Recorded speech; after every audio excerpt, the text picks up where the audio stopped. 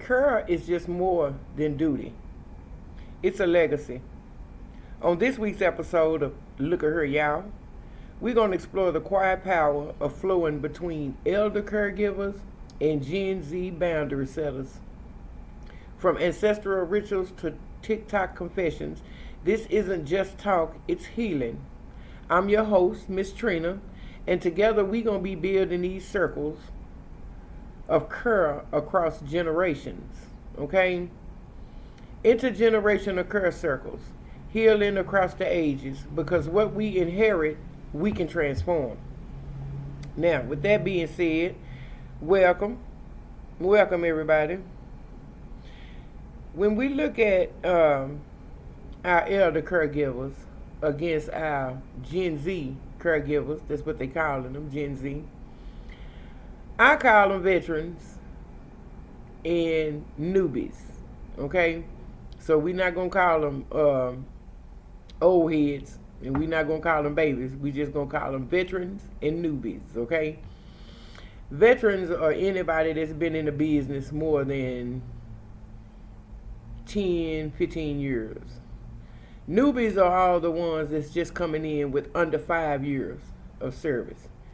And the reason why we call them newbies, because within that first 5 year of service, baby, they can go find them something else to do when they think that caregiving is just not what it's cracked up to be.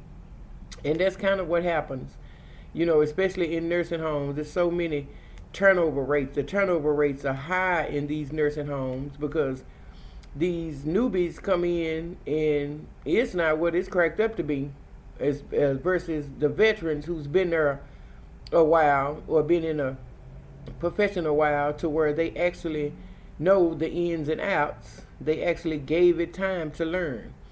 Some of these millennials, these Gen Zs, baby, they ain't trying to get nothing time. They want it to be right when they first get up in there, and that's not the way it go.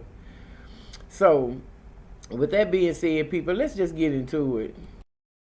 Now, segment one of this I call Legacy Carried, Legacy Shared. And this is for all of the veterans that been in the business, like I said, between starting at 15 years. Okay? Older black caregivers often passed on care as survival, spirituality, and quiet rebellion. Think about homemade remedies, Sunday check-ins, unwritten kitchen codes, and the ethic of taking care of our own. Now, that's the way us veteran black caregivers, because I can't speak for the white caregivers because I'm not white. I'm just telling you what's happening in the black community, okay, with the black veteran caregivers. We so used to taking care of our own, like that's what we were taught and that's what we are supposed to be doing, period. You know, and in this segment, you know, I talk about the veterans, like I said, but in the next segment it's going to be about Gen Z and and they love to give names to veterans trauma, and I'm explaining what they mean. I'm explaining what they mean in a minute, okay? Now,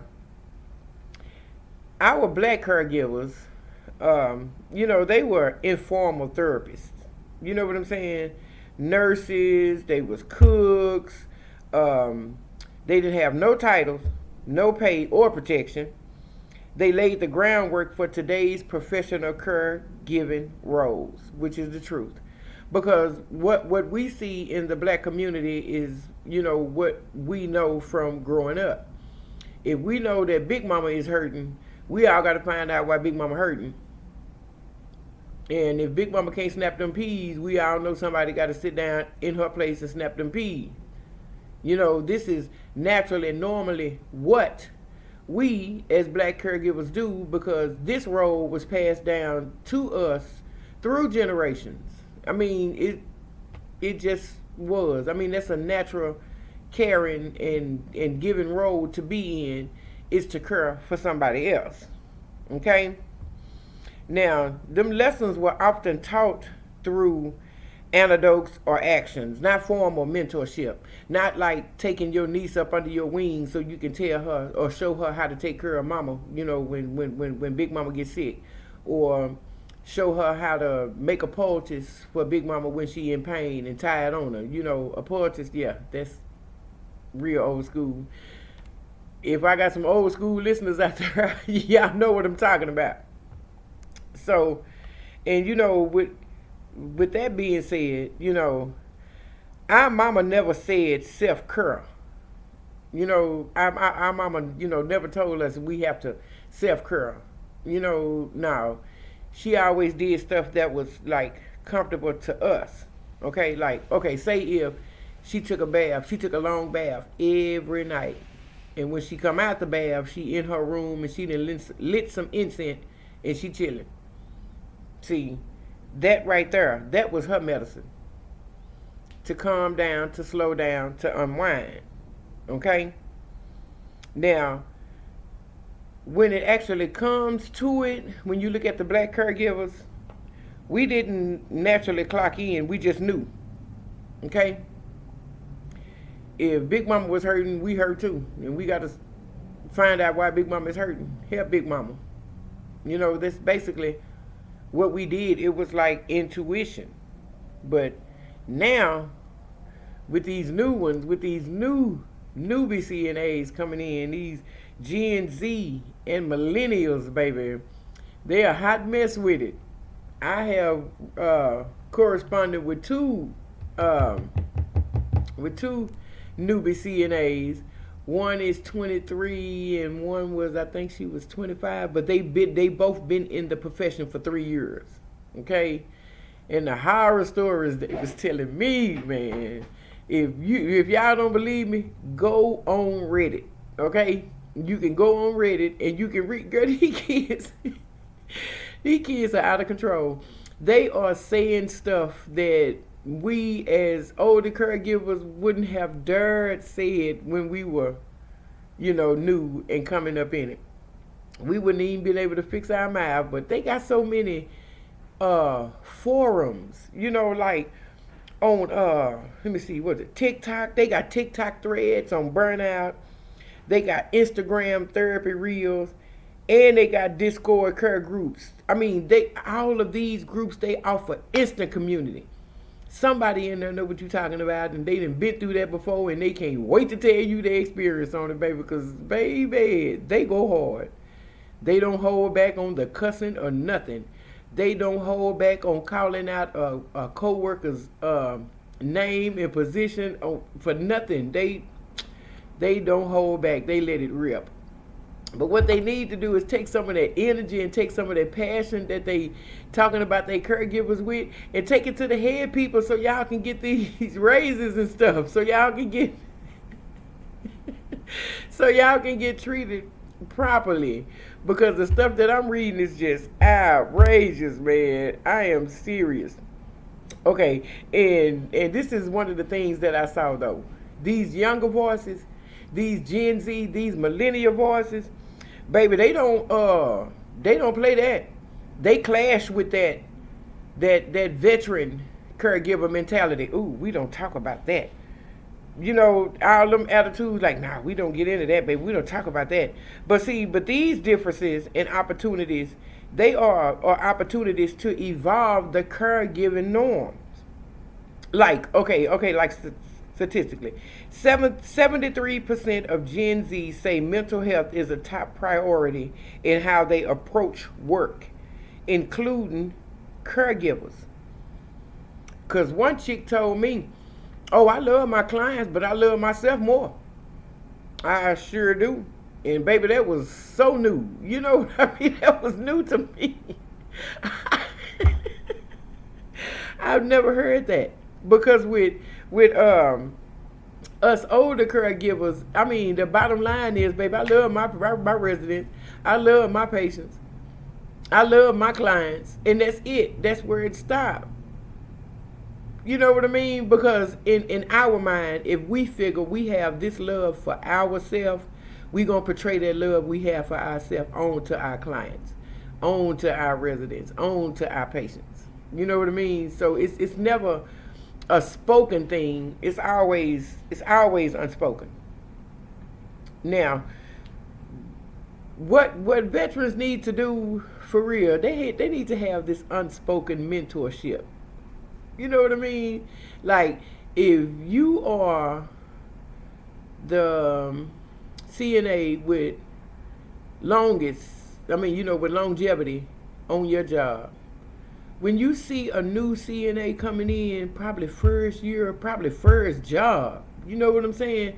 Those are the ones you need to take up under your wing to show them the ropes and show them how the facility works and how the facility runs. So that way, you know, everybody can be on the same page, on one accord, every day when it comes to the, taking care of the patients in any facility, hospital, assisted living, home setting. It don't matter. We all have to be on the same page when it comes to care.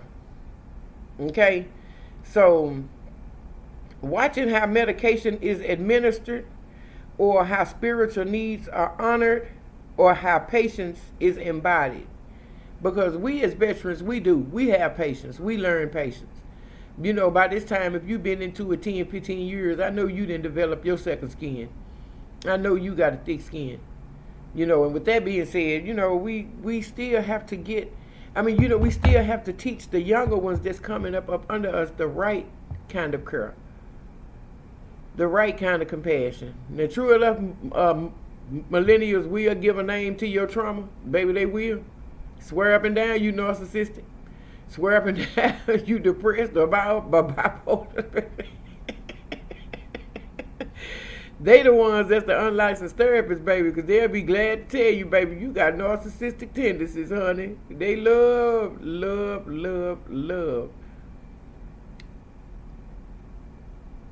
calling out your trauma. They just do. Now, when it comes to hierarchies, okay, in intergenerational households, care leadership can shift day to day. A young niece may know how to handle tech, but an elder may soothe emotional storms with a look. And y'all know we got them. Y'all know we got them elders. You done said something you ain't got no business. You done did something you ain't got no business. They won't say one word. They'll give you a look. And that look will tell it all, baby. You can believe me when I tell you that. That look will make you get somewhere and sit down somewhere. Now, there's mentorship in silence, y'all. It's even mentorship in gestures, in shared frustrations too. Especially among black women, caregiving becomes choreography passed down like dance steps. Because I learned more from watching my auntie fold towels with care than from any online course. Now, which is true. You have those aunts, you have those great aunts. You got and we see as, in the black household, what's that flying in here? Well, I hope it don't bite me. We see a lot of caregiving, where we wouldn't normally expect the caregiving. Oh, okay, I'm saying it like this. We have seen care being given without care being given. You know what I mean? Okay, let me give you an example. If you let somebody live with you and that person is, I want to say older than you, I want to say, in more dire need of health care, but don't get it wrong now, they still ambulatory, they can still take care of yourself, take care of themselves. But when you get up in the morning, you check on them, you ask them, is there anything that they want to eat? When they appetite is kind of fickle. You ask if they need something to eat. You ask if, they need for you to do anything for them. That's about it. It ain't nothing but questions. Questions to be asked to where you are giving, that you are actually caregiving. There ain't nothing but questions. So sometimes it don't have to be the real big gestures that you perform. It's always the smallest questions that you can ask. So And, with that being said, we always move into I always move into the point where we gonna break generational curses through care. You know what I mean? Like, okay, healing old wounds. Let me just say it like that. Now, this is for all of you new ones. Okay? Caregivers often face unspoken family pain. You know what I mean? Like neglect, addiction, loss. And sometimes they have to care for those who caused it. For real. Now, this complexity offers rare chances for transformation. And the reason why I say that is, it's just the truth. Listen to what I just said. Caregivers often face unspoken family pain, neglect, addiction, and loss. And sometimes have to care for the person who caused it, which is true. Because your mama can give you the worst childhood ever. Your father can send you through the worst childhood ever. But when it comes time to take care of them, you as the child, you have to step up and take care of your father or your mother. Even though they were the ones that actually made life so hard for you, or made life so uncomfortable for you, it is what it is. But at the same time, God is not looking at that. He is looking at the fact that your parent, your mother, your father needs this help, and you qualified to give this help. Sometimes you don't have to be qualified through classes. Sometimes you don't have to be qualified through certification. You qualify through it because you've been knowing this person all your life, and you know how to take care of that person best from your point of view, while not hanging on to the trauma that they put you through. Okay? Because the elders, they ain't gonna never say, oh, I had depression. But them younger caregivers will see the patterns and name that legacy, baby. They'll be glad to tell you. But this act is both respectful and revolutionary. Don't get it wrong. Just because a younger caregiver can call out your trauma, it is not disrespect. It's actually giving light. It's actually bringing forth, the condition that, you in, so you can get the help for it. And that's just the truth. And us old heads, we don't want to hear no young person tell us that we need to get help for our depression or our generational trauma, or we don't want to hear that, because how can you gonna tell me I'm older than you? That's the first thing we say. But to bridge that gap, we have to actually learn from each other.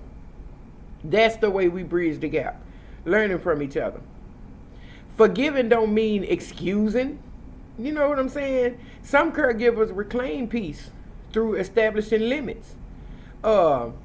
Now look here, now I'm gonna help you heal up, mama, but you ain't gonna just keep abusing me and harming me in the process. No, we're not gonna keep doing that. Those are the boundaries that I was talking about that Gen Z and millennials set. They do. As opposed to old heads, we'll just take that trauma and we'll eat that trauma. Long as we doing what we're supposed to do for that person at that time. As long as we taking care of that person to the best of our abilities, baby, we'll eat them comments. We'll eat them remarks. We'll eat them snide remarks and stuff. We will, because we know who we dealing with, first and foremost. You know what I mean? So, with that being said, we don't give it a name. We just all chalk it up to dementia. We just chalk it up to old age. We just chalk it up to them being sick and not wanting to be. So they take it out, so they taking their frustrations out on everything and everybody around them, which is cool to us. We know how to eat that. We've been in it this long, so yeah, we know how to eat that. But one thing you can do, though, is throughout the day, just ask. You okay? Don't take nothing but a question. Are you all right? It don't take nothing but a little concern. Now, this new village, baby, I'm talking about mutual aid reloaded. This new village, baby. Today's caregivers are building or rebuilding support networks using texting apps, WhatsApp groups, care spreadsheets, GoFundMe campaigns, and traditional food drops, and phone trees. Now, it was two little chicks in my DM that's actually working at a facility that I used to work at, and they took it up on themselves to get everybody numbers on their shift, you know, and they be planning the stuff for them. Like, today we gonna bring everybody cookies, girl. Today we gonna, show everybody appreciation by buying lunch for everybody. We gonna show, you know what I'm saying? Now these are young girls. These are babies putting this together like this because they see the need. They see the need for the generational gap to be closed between the young caregivers and the new caregivers. You know what I mean? Because young caregivers, they use scheduling tools and group chats while honoring old school porch talks and intuition. The village is both analog and algorithmic, which is true. Because once you start talking about one subject on, I don't care what social platform it is, Facebook, X, Twitter, whatever that is, because I ain't on that, YouTube, TikTok, once you type in a certain word or whatever, your algorithm is going to pop up with that. So if you get in there and typed up mad CNAs or disgruntled nursing home workers, trust me, you're going to find a whole bunch of stuff, because I did. And that is truly a rabbit hole to go down. So, baby, after that third little hit of research, honey, I had to get out of there, because that made my brain overload. How bad these folks was talking about it. For real. How bad these CNAs were talking about their elder co-workers, and people in position, baby, they don't care. And a couple of them was from the same facility talking like this. That people don't know, baby. The internet don't forget. So if that was to ever resurface, honey, them two chicks and that facility are gonna be in trouble. Now, when you talk about the visionary possibilities, okay, like, you already know that it's a lot of CNAs out there, especially young ones, you know what I mean, that have little babies, if they ain't already in daycare or whatever. If you off, shoot, volunteer to watch somebody baby while they go to work, or just be there for your coworkers when they want to talk about a very hard day, or they want to learn something, more than what they've been taught in school. Because when they came into the facilities and they actually got down to work, they found out the things that they have to do, don't get me wrong, are taught in the book. But when it comes to compassion and care is not a learned behavior.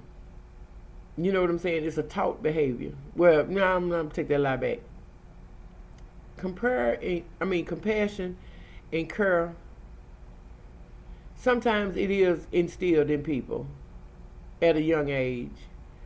But then as you go through life or whatever, you have to learn. You have to learn how to have compassion. You have to learn how to fully care. Because these two chicks, they didn't went so far as to start a little prayer group, just checking on other co-workers when co-workers are out for the day, or, something like that. Because like I said, they have, everybody's number, and they call and check on them, and they give them that extra go to let them know that they appreciate it and they miss them at work. And everybody working on the same accord in one facility for one purpose. Now, you can have your day flow smooth if everybody is on the same page. But boy, if y'all not, baby, it's going to be some in the game. And that's just true. Because if two or three people is not working together for the same for the same purpose, it's all gonna go downhill anyway. You're gonna have a bad day at work. You really is. But what we as elder caregivers carried, we actually paved the road, but now a new generation is walking it very differently. They walking this caregiving road different, baby, because different than what we had, than what we've been through. Because when I look at, me coming into nursing, this is wailing what, 89? I'm talking about got in on the cusp, baby. I had just got in 2 years. It wasn't 87. No, because 87 I was 13. No, 15. Yeah. Yeah. Yeah. 87 I was 89. I was 15. Yeah. Yeah, I had just got in on it. 89, 90. Just got in on the cups of it. Now this when Oprah 87 had just completed they overhaul on CNA criterias in Texas. If not Texas, it was throughout the whole United States because the complaints was just something else. But anyway, that's a whole nother podcast right there. But what I'm saying now today is that the younger caregivers and the older caregivers need to close that bridge between them two in order to enjoy caregiving and make caregiving a wonderful and recognize it as the sacred profession that it is. Because when you look at it, we as the CNAs, we are the ones that actually keep these nursing homes going. We are the ones that keep these hospitals going. We are the ones that keep the assisted living going. They always call us the little people, but we the little people that do the most. So whenever you feel yourself is, whenever you feel yourself, feel it in yourself, let me say it like that this ain't for you, go and talk to a veteran. Go and ask a veteran for help. If you can't ask a veteran for help, and you really want to get out the profession, and you just tired of it, and you just burnt out already, by all means, just go and get out of it. Go and get out of it, because ain't nothing going to change your mind, because you're not going to work your job with conviction anymore. You're going to work it just for the money. And when you get to working just for the money, then we all in trouble. Okay? So, with that being said, grab your older CNA at your facility and ask her what's the what, so you can learn to learn. You know what I mean? And with that being said, I'm gonna bring this one to a close because I was trying to read something, but it's really, really getting hot off in this garage, and I think you can see me sweating. I'm glistening over here. But with that being said, I'm gonna cut this one off, baby, because it's getting hot out here. So until the next time I see y'all, the next time I talk to y'all, just continue to love each other. Continue to help each other. And by all means, keep it 100 at all times. Peace, people.